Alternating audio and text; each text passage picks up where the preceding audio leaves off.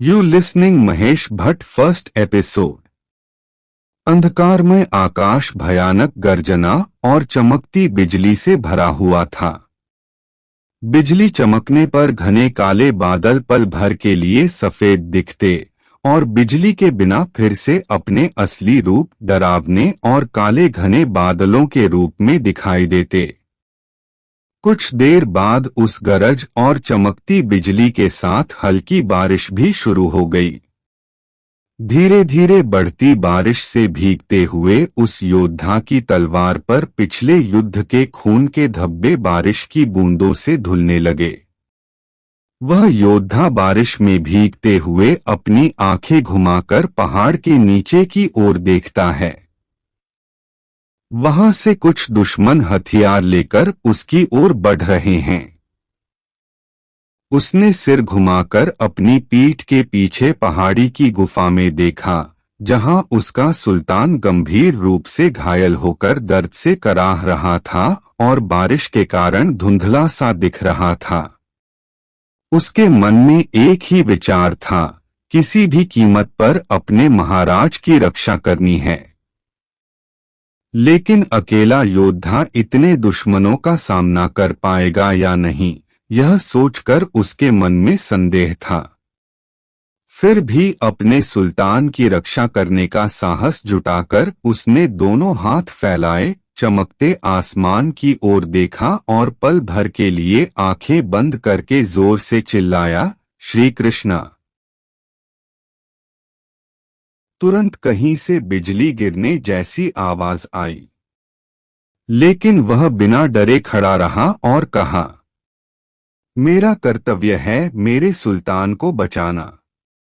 यह मेरी जिम्मेदारी है और इसे निभाने की शक्ति तुम्हारी। यह कहकर उसने श्री कृष्ण को अपना कर्म अर्पित किया और दुश्मनों से लड़ने के लिए अपनी तलवार को और जोर से पकड़ लिया। फिर दुश्मनों का सामना करने के लिए पूरी तरह तैयार हो गया। बच्चों, बस निकलने वाली है, सब चलो। टीचर की आवाज सुनते ही अब तक गाइड की कहानी में डूबे हुए बच्चे अचानक वास्तविक दुनिया में लौट आए और बस की तरफ दौड़ने लगे। यह देखकर गाइड ने चिढ़कर टीचर की ओर देखा, लेकिन वह बच्चों को सावधानी से बस में बैठाने में व्यस्त थी। गाइड के पास एक और आदमी आकर बोला, क्या हुआ भाई, ऐसे क्यों खड़े हो? गाइड ने उत्तर दिया, कुछ नहीं भाई, सब लोग यहाँ टूर पर आते हैं, देखते हैं और चले जाते हैं, लेकिन कोई यह नहीं सोचता कि इसकी पूरी कहानी क्या है। काश ये बच्चे मेरी पूरी कहानी सुन पाते। लेकिन इसी बीच वह टीचर आकर उन्हें ले गई। यह गाइड की नौकरी शुरू करने के बाद से आज तक किसी को भी मैं अपनी कहानी पूरी नहीं सुना पाया। उस आदमी ने कहा, तुझे अपना पैसा मिल गया ना, बस छोड़ना। कहानी सुने या ना सुने क्या फर्क पड़ता है? कोई तो आएगा जो तेरी कहानी सुनेगा। गाइड ने एक लंबी सांस लेकर कहा, हम देखते हैं वह कौन होगा। इतना कहते ही मंदिर के पास एक और बस आती दिखी। गाइड तुरंत वहां भागा और नए लोगों को अपनी तरफ आकर्षित करने में व्यस्त हो गया। टक टक टक, दरवाजे पर किसी के खटखटाने की आवाज आई। जगदीश ने दरवाजा खोला तो सामने रामकृष्ण खड़ा था। जगदीश ने उसे गले लगाते हुए पूछा, कब आए बाबा? रामकृष्ण ने उत्तर दिया, अभी अभी। घर में सामान रखकर सोचा कि तुमसे मिल लूं, इसलिए आया हूं। दोनों अंदर आकर सोफे पर बैठ गए। तभी स्नेहा अपने कमरे से बाहर आई। रामकृष्ण ने उसे देखकर कहा, हाय स्नेहा। स्नेहा ने एक पल के लिए उसे देखा और फिर बिना कुछ कहे अपने काम में लग गई। वह अपने कमरे में जाकर दरवाजा बंद कर ली।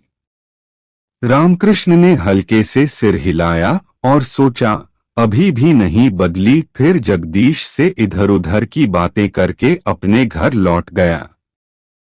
शाम को रामकृष्ण अपने घर में कोई किताब पढ़ रहा था, तभी जगदीश आया और बोला, बाबा, माँ ने कहा है कि खाने के लिए आ जाओ। रामकृष्ण ने कहा, ठीक है, थोड़ी देर में आता हूं। जगदीश ने पूछा, लेकिन बाबा, है छमनायक और शिवुडू के बाद इतनी लंबी खामोशी क्यों? कोई नई कहानी क्यों नहीं सुनाई? रामकृष्ण मुस्कुराते हुए बोला, अच्छी कहानी कहने के लिए समय और स्रोत चाहिए। मैं चाहता हूं कि अगली कहानी है छमनायक से भी बेहतर हो, इसलिए देर हो रही है। देखते हैं, शायद जल्द ही कुछ मिल जाए। जगदीश ने हंसते हुए कहा, तेरी अच्छी कहानी के लिए मैं इंतजार करूंगा बाबा। रामकृष्ण ने कहा, ठीक है। कल मैं एक टूर पर जा रहा हूं। वहां कुछ मिला तो तुझे एक बेहतरीन कहानी सुनाऊंगा। जगदीश ने कहा, ठीक है बाबा, जल्दी चलो, खाना खाते हैं। रामकृष्ण ने किताब एक ओर रख दी और जगदीश के घर चला गया। वहां सभी लोग डाइनिंग टेबल पर बैठे थे। रामकृष्ण भी वहां बैठकर खाना खाने लगा। खाते हुए उसने नजरों के कोने से देखा कि स्नेहा उसकी ओर देख रही है या नहीं, लेकिन वह बिना उसकी ओर देखे चुपचाप खा रही थी। रामकृष्ण ने यह सोचकर खाना खाया कि अब कुछ नहीं हो सकता। खाते खाते जगदीश ने पूछा, बाबा, कडप्पा जिले के गांव में जो खुदाई चल रही थी उसका क्या हुआ? तारिक, नमस्कार सभी को। यह कहानी हाल ही में किसी अन्य भाषा से हिंदी में अनुवादित की गई है। मुझे पता है कि इसमें कुछ गलतियां हो सकती हैं जो मुझे नहीं पता है। कृपया अपनी टिप्पणियों के साथ मेरी मदद करें ताकि मैं इन गलतियों को सुधार सकूं। इतिहास की कहानियों को सुनने के लिए कृपया हमारे चैनल को सब्सक्राइब करें और इस वीडियो को शेयर करें।